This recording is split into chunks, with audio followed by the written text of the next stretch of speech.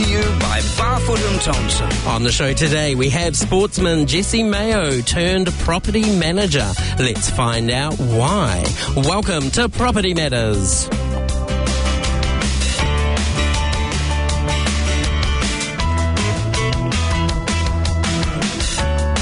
Welcome along to another Monday. Can you believe it that April is just around the corner? It feels like yesterday we blinked and it was Christmas. Oh my goodness. Well, we have a fabulous guest on the show today, and while still keeping in our property management real estate sort of theme, this conversation is going to be a little bit different to start with, because Jesse comes from a very professional sporting background. Welcome to the show, Jesse. Hey, Stephen, thank you very much for having me. It's great to have you here, and we can call you a professional boxer. So tell us, before we sort of talk anything real estate, what first interested you in sport, and was it boxing from the start? No, it wasn't. It wasn't boxing from the start. I had my dad was Superman to me, and he had like a background of both boxing and rugby league. Oh, okay. He played rugby league at one of the highest levels that you could in Australia, and then at boxing he excelled as well. So we always knew how to fight when we were kids. We knew how to defend ourselves, but never so much in the ring or anything like that. A family not to mess with. Yeah, okay. We're Italians as well, mate, so we can hold grudges too. So with Dad, he obviously was my first coach, and he took me through the ranks of rugby league.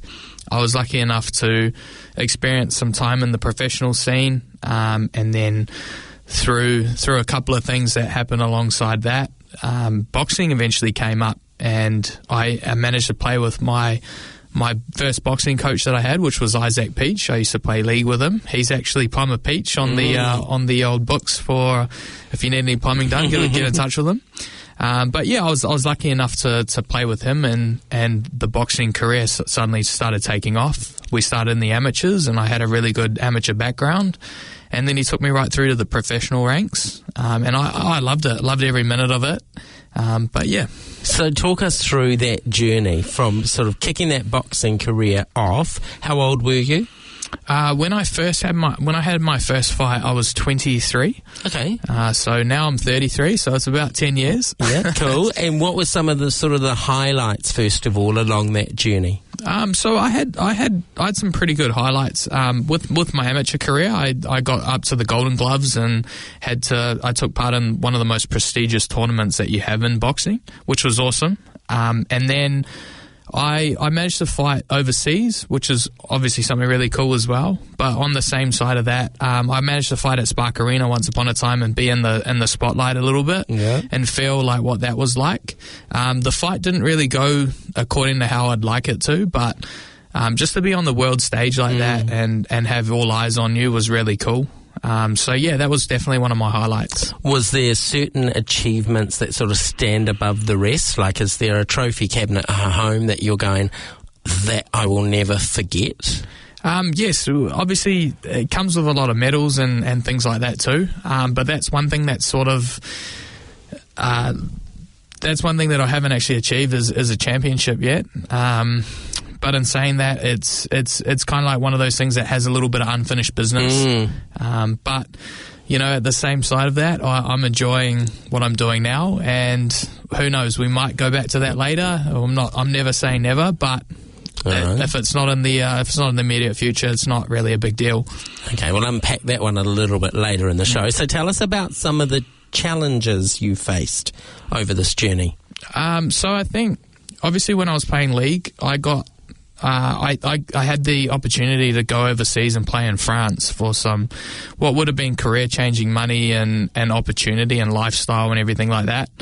I had a few problems with mental health at the time, and I always took rugby league as purpose, and it was an outlet for me to help deal with my mental health. Through that, rugby league is not a soft game at all. I say it to this day that I've had more injuries playing rugby league than I had boxing. I've had more concussions playing league than I have doing boxing too. Interesting. So when you get injured and whatnot, I was averaging surgery once a year. Wow. Which was hard, and it was really harsh on the body. And then through surgery, they obviously start giving you painkillers to adapt to the pain that you're getting from post-operation. And I kind of got hooked on the painkillers a little bit. They were playing tricks in my head. I was starting to see things that weren't there, but also keeping my mind quite numb. So when the opportunity came up, I made a couple of bad decisions in my life that obviously reflect where I am today. But yeah. Yeah, I appreciate how honest you're being, and I wish if we were television you'd see Jesse's reaction to understand how honest he's been. I mean, we kind of see the American movies and things of a life of a boxer. I've got visions of you in your red robe and all the girls screaming and toweling you down as you head off. Not quite like that here in New Zealand? No, bit of hard work? Definitely not. It's obviously post that I got into the boxing, and I found purpose again in my life, and that was really cool because it was the perfect outlet. But unfortunately, it's like what you said, like it's not all, we can't all be Conor McGregor or Floyd Mayweather and have like millions of dollars and whatnot. In fact, in New Zealand, it's very, very different. I was working another job where I'd have to pay my way to fight all over, even just the country. I was working a full-time job, training full-time, and I really had no other time for anything else. And the jobs that you're sort of doing they're not your typical jobs. Like I was working retail Monday to Friday, and then on the weekends I was doing security gigs at nightclubs just to pursue this dream. So yeah, it's not all sunshines and rainbows. No. Is that a New Zealand thing because we're a small country in this competitive world, or is that internationally boxers would find that struggle? Well, I think being such a small country like New Zealand is, I think we don't have as much sponsorship over here as what some of these other countries do. And that goes into the Olympics itself. Like we had no boxers represent New Zealand at the last Olympic Games. Prior to that, we obviously had David Naika, who represented us at the Olympics before, but we've been very, very slow with how many boxers are actually going over to the Olympics. And basically what these boxers do when they go to the Olympics is they build a platform that they then go into the professional scene. And by the time they're on that professional scene, there's so many people that want to back these boys, and they go, cool, I want to sponsor this guy, please train full time, and then you're going to have an awesome career. And a lot of these people that are training full time, they're generally your better boxers out there, not your weekend warriors like myself that have to work a couple of jobs and then we train on the side. Like we're not getting in recovery sessions, we're not getting in 2 or 3 sessions a day like some of these other boys are. So it does disadvantage us, but at the same time, like when one of us wins, we all win. Yeah. I don't want to take you back to the dark place, but I kind of feel we left that hanging.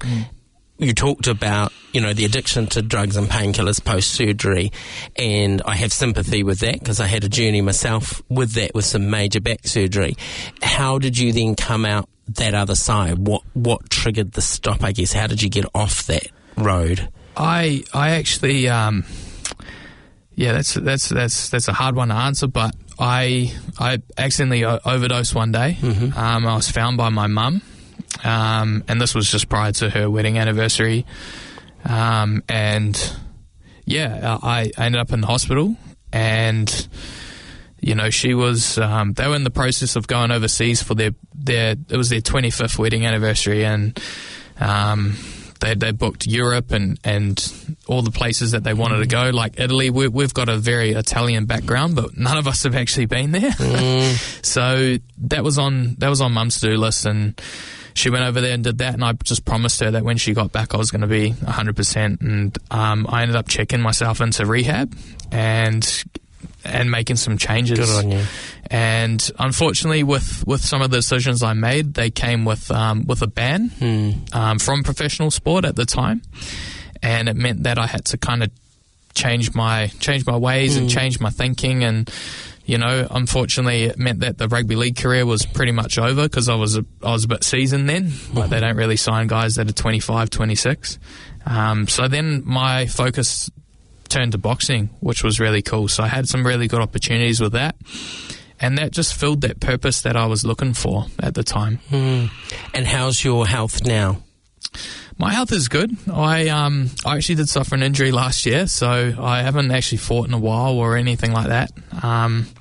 But yeah, health-wise, I think I'm the best mentally that I've been in a while. I've had a couple of curveballs thrown at me, but I've made some good decisions, and I approached my boss at work a couple of months ago saying that I wasn't quite right in the upstairs, and he put me onto some free counselling that our company does provide, and that helped like a lot, going through the steps, going through the motions, finding different ways to deal with stress and anger or anything like that. It was really good, and it's helped my workplace really good. So I have to say that, yeah, at the moment I'm probably one of the healthiest I've been in a while. Good. Pleased to hear it. Thinking about other professional athletes in New Zealand, you mentioned, having to juggle retail during the day and security at night. Is that the scene for many of our professional athletes in New Zealand? I think not just boxing. I think like what I was saying, like with professionals, I think if you're not fighting every week or you're not performing every week, you're not getting paid. So, I mean, I think a lot of athletes do struggle with that, and unfortunately, it comes right back to the start when you're in school. We're in school learning, how to get into uni and how to do X, Y, and Z. But the problem is they don't actually teach you things like, if you do choose a career in sport, that there's life after sport.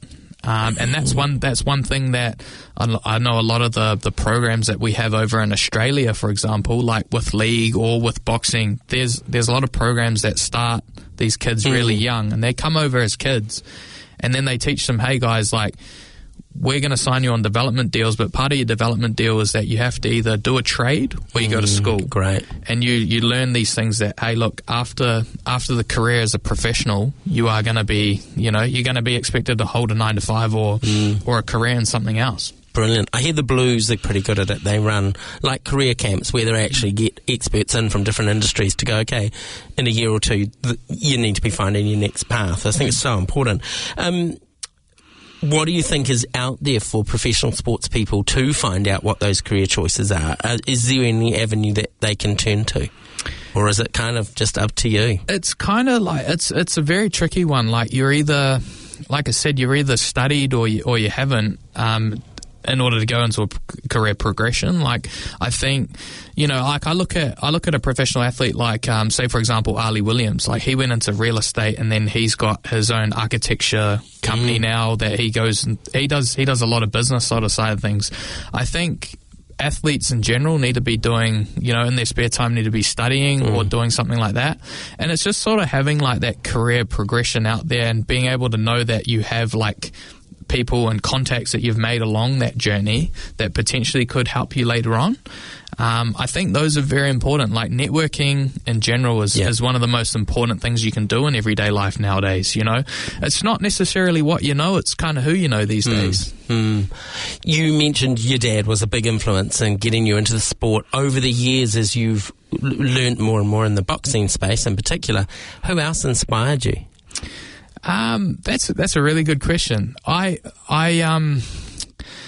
had a few different like inspirations along my journey. Like I think the first time I met Isaac Peach, playing rugby league, I went to Isaac's last fight before he actually played league, so I knew about him. He was one of my inspirations coming through. In terms of being like famous, I was always a big Mike Tyson fan growing up. And we got to relive that. I don't know if you saw the Jake Paul fight, but we got to see him fight again when we were a little bit older too, which was also pretty cool. But I actually really liked, and I liked Conor McGregor. I loved Conor McGregor in terms of his where he came from. Like he was a guy that was on the benefit in Ireland, and he almost missed his flight to the UFC because he had to go and collect his last final dole check. before he left the country. And then to see what the kind of movement that he created with the UFC and the noise that he made, and then saying, hey, look, we can stop fighting the UFC and we're going to go to boxing. And they put on this big promotion with Floyd Mayweather. It's one of the best promotions I've ever seen. Like, it was second to none. And so someone like him, to create the movement that he did, like that inspires me too.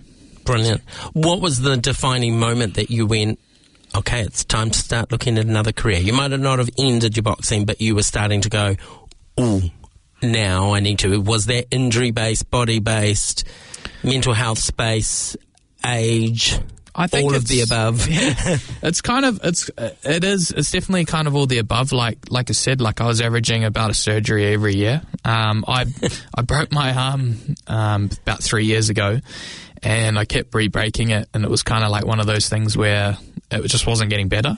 Yeah. But I also, along this journey that we call life, I met the absolute love of my life as well. Mm-hmm. And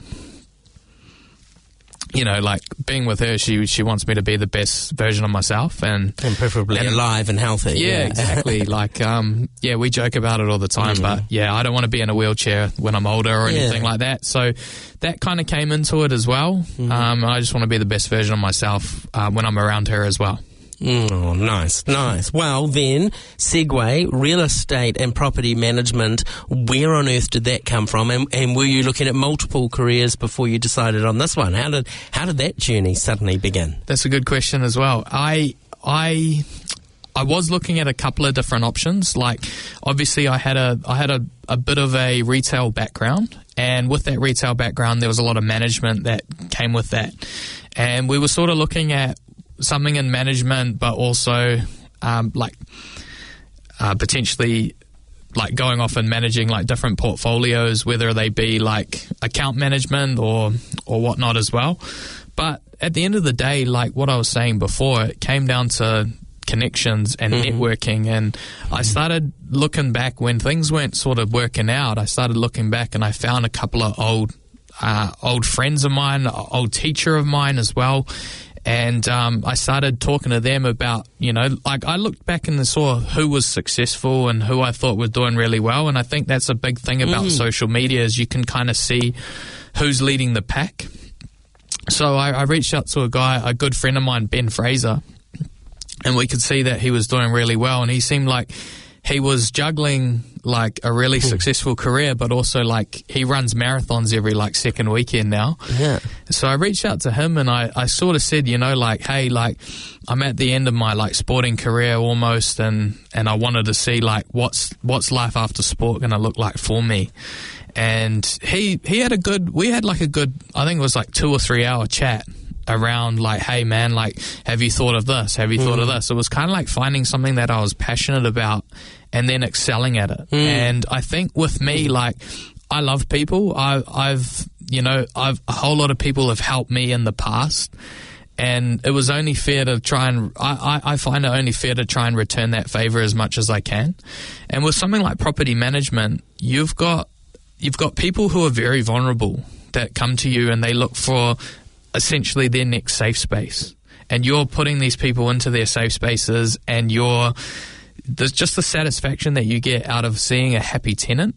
That was awesome, like the idea of that. So I reached out to one of my old drama teachers, and he helped me with the first step into the life after sport, which was joining an academy, a property management academy. And there, he said it could take up to 6 months. You'll learn the trade. You'll get a free certificate. You'll get a certificate. And the best part was they were going to pay us to do it. And I thought, well, like me as a kid, I had chronic ADHD when I was a kid. So school wasn't really for me. And it kind of scared me, the idea that I could be back in the classroom. Right. And I was kind of like, and then I talked to him and he kind of said, no, it's not really a classroom environment. It's more like a whole bunch of people that are there to help each other out and achieve the same common goal. And I really liked that idea, because I wasn't a guy that liked the idea of going to uni and try and study something this late in life, that's scary. Like, I mean, firstly, I can't sit still as it is. I don't know if you can see me, but I got my hands up every 10 seconds. But That kind of thing there scared me, and I was kind of like, well, if I can get like a certificate in doing something like this and get paid like as if I was doing a full-time job, I thought, what have I got to lose? Yeah, a bit of a win-win. So tell us about this training academy. What is it that you're learning over the 4 to 6 months? Yeah, so we're learning to deal with tenants primarily. We're the middle ground to the tenants, between the tenants and the owner.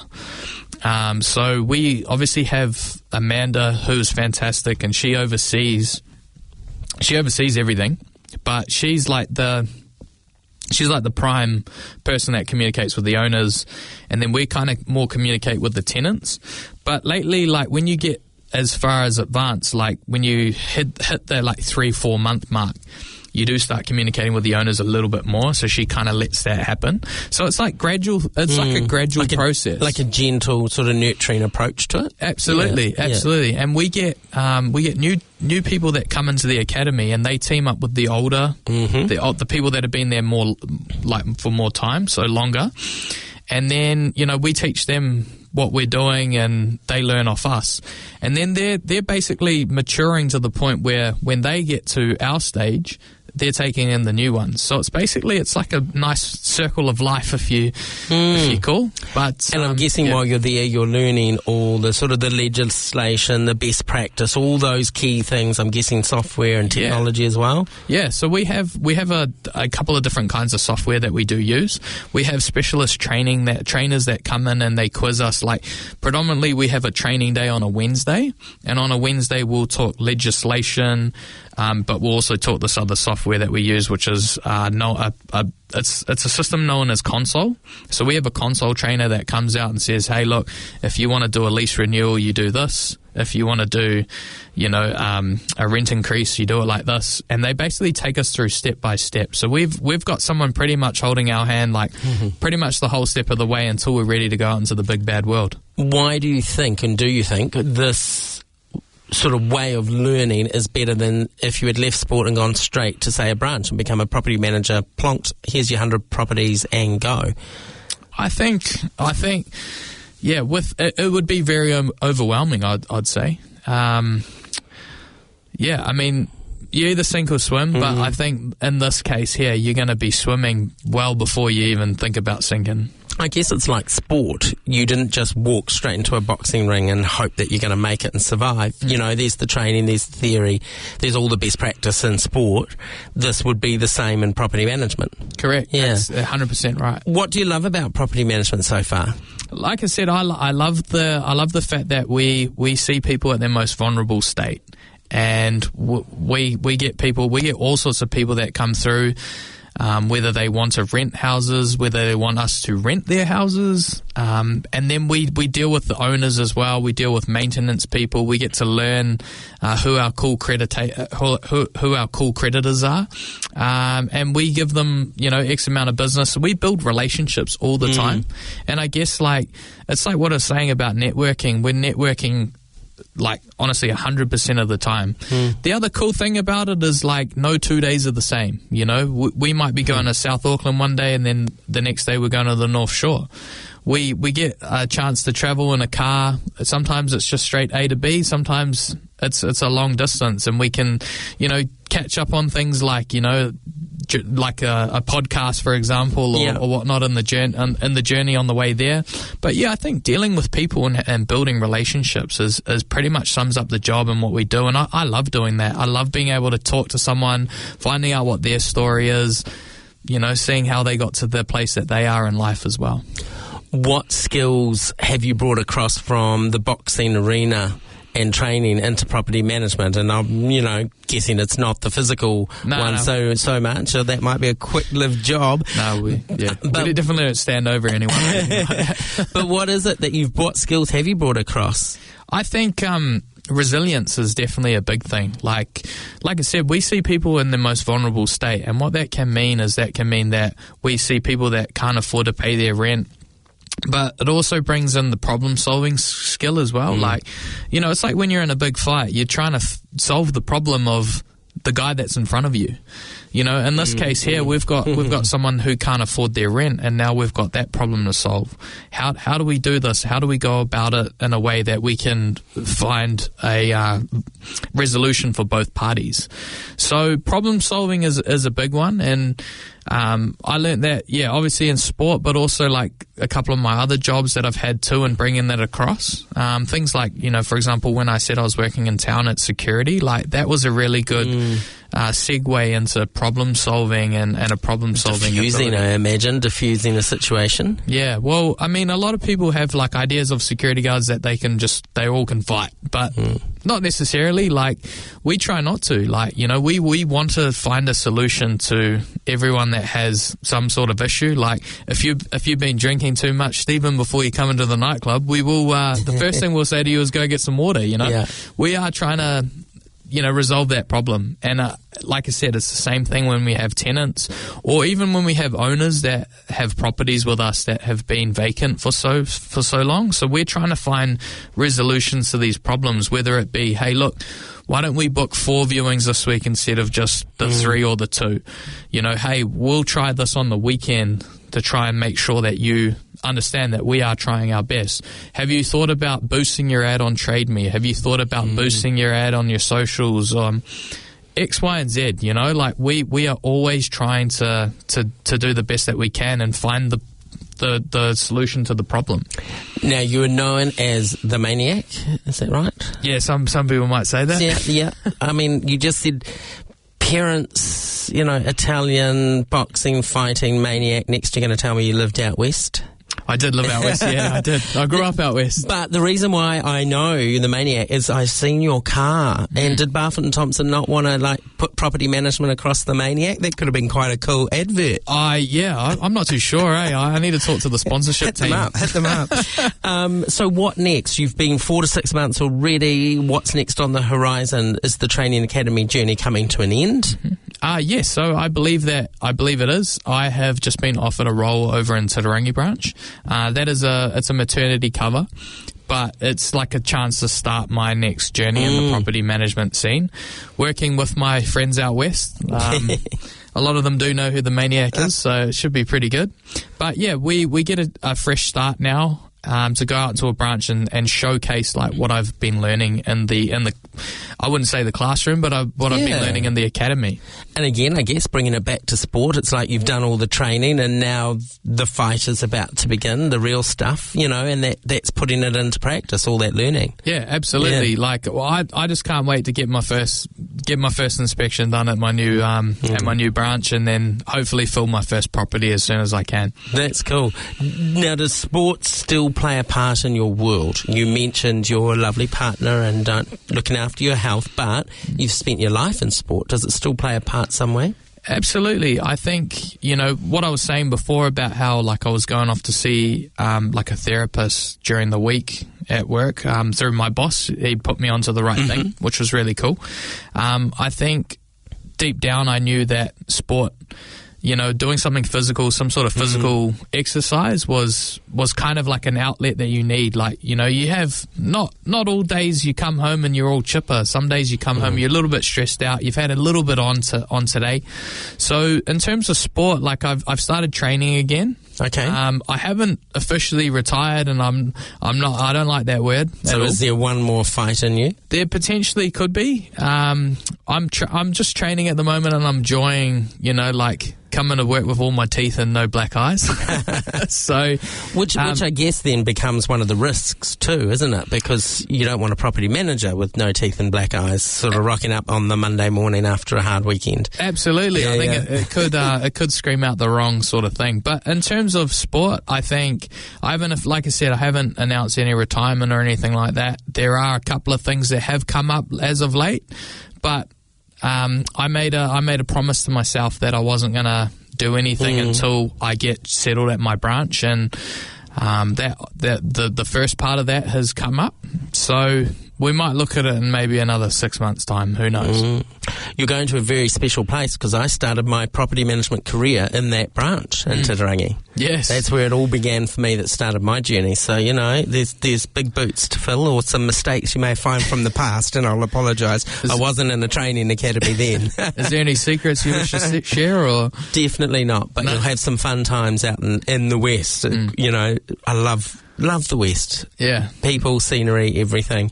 Would sports coaching be something that you could look at in your horizon in your spare time to take what you learnt as an athlete, either coaching from someone new coming into the boxing industry or coaching those professional athletes or semi-professional athletes looking at that next career journey?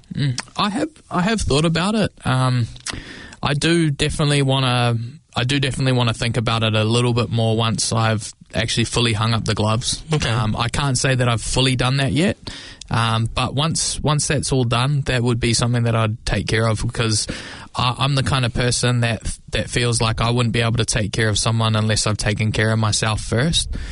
So, like I said, if I get my training out of the way and I get everything done and I've actually fully walked away from it, I know that I'm going to be able to put someone else first. And I think that's like a big step in terms of being a coach. I think you have to be fully committed and you have to be fully, you have to be fully committed to that person and also that sport as well.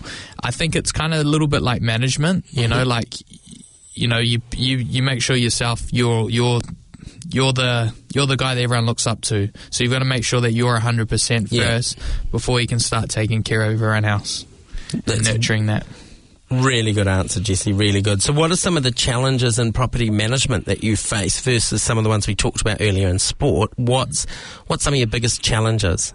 Well, I think the biggest you're allowed to say on radio. I think the biggest challenges with, we do viewings where we meet people all the time and we meet potential tenants that are coming into the property. The biggest challenge we have is when we like a few of the tenants and all of them apply for it all at once and they all have the same credibility and everything like that, and then we have to make some very hard decisions as to who we want to put in that property. And sometimes it comes down to, I think that person might need another room in a couple of years, or and it's quite hard because you have to deliver this heartbreaking news to some people sometimes. I think that's quite hard. And then also as you may know, the economy is a little bit down in the dumps at the moment. So we have people that don't really want to spend a lot of money, and sometimes tenants go, I've paid X, Y, and Z for so long, and my owner doesn't even want to clear the gutters out of my roof so that they don't leak. So that's another big hurdle that we have to jump past, but it comes down to that problem solving thing. How do we deliver it to the owners? How do we communicate that with the tenants? Is there any alternatives that we can use?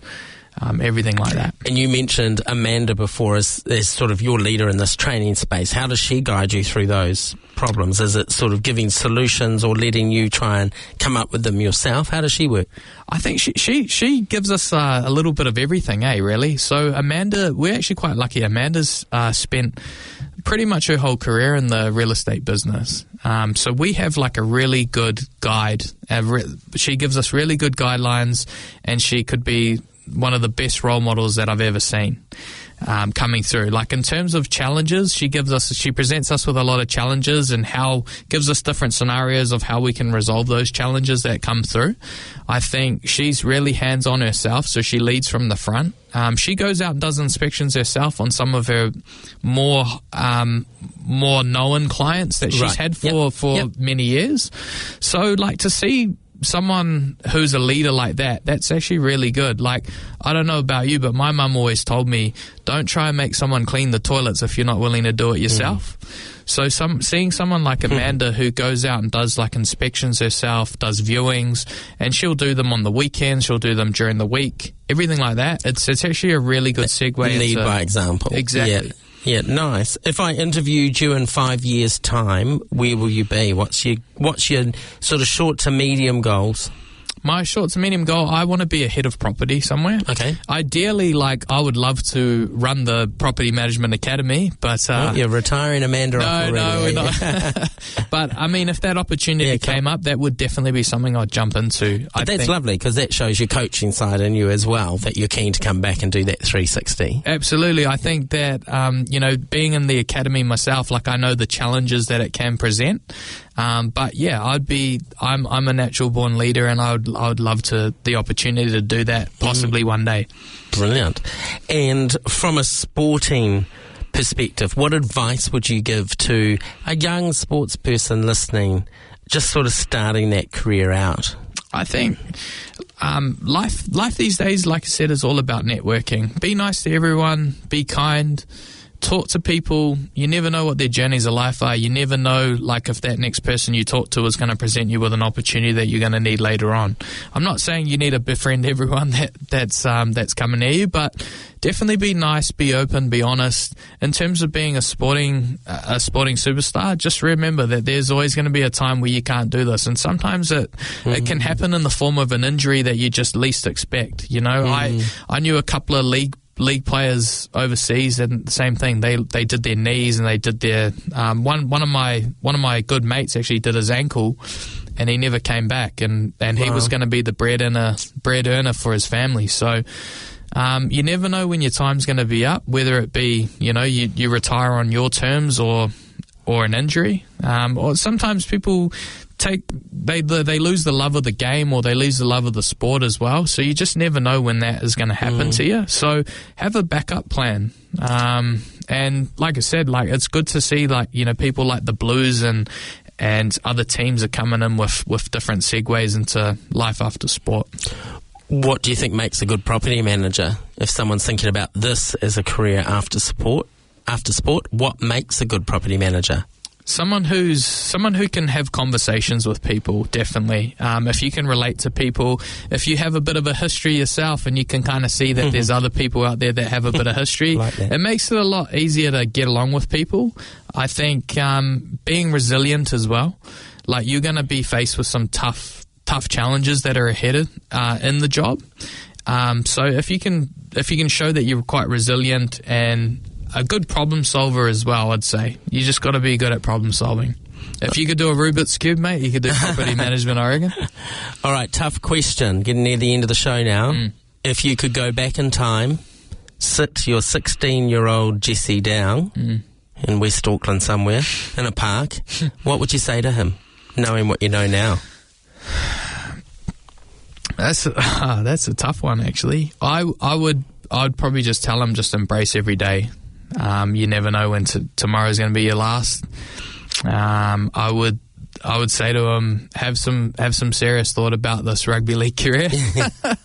I guess it's one of those things where, I was playing league for free every weekend, and you're playing injured some weekends, and I think it's kind of more like, don't do anything injured. If you get knocked out, have a couple of weeks off. I think you missed a real important one. Yeah. I'd be sitting your 16-year-old Jesse down saying, get medical insurance. Oh, pay it up now. Yeah. Well, you're going to need it.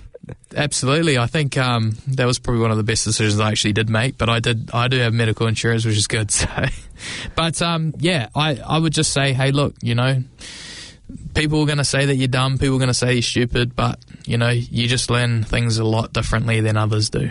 And you've come out all right in the end. Any advice? You mentioned right back at the beginning, that struggling at school.